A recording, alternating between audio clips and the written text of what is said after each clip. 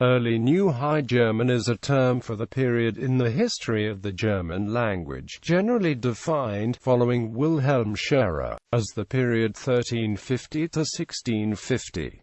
Alternative periodizations take the period to begin later, e.g., at the invention of printing with movable type in the 1450s. The term is the standard translation of the German Frühneuhochdeutsch, introduced by Scherer. The term Early Modern High German is also occasionally used for this period. Periodization. The start and end dates of the NHG are, like all linguistic periodizations, somewhat arbitrary. In spite of many alternative suggestions, Scherer's dates still command widespread acceptance. Linguistically, the mid-14th century is marked by the phonological changes to the vowel system which characterize the modern standard language. The mid-17th sees the loss of status for regional forms of language, and the triumph of German over Latin as the dominant, and then sole, language for public discourse.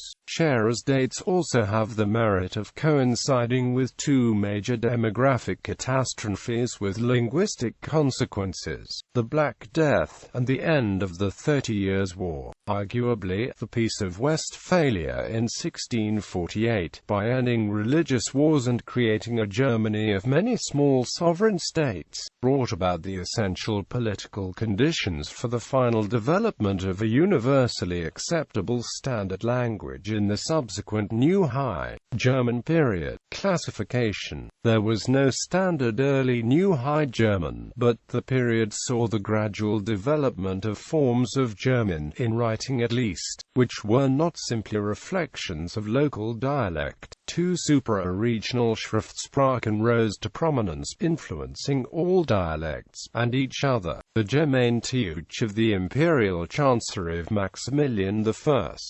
The East Central German of the Saxon chancery in Meissen.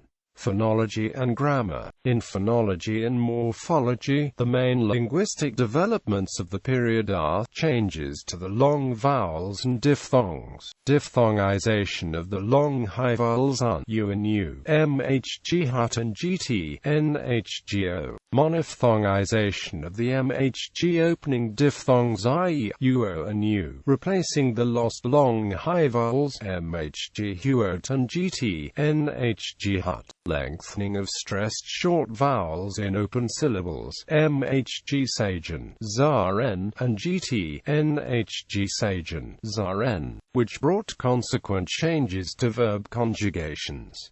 Syllable structure rules. The loss of unstressed vowels in many circumstances, which contributed to further simplification of the noun declensions. These changes did not affect all dialects equally, and led to greater divergence between the dialects than in Middle High German.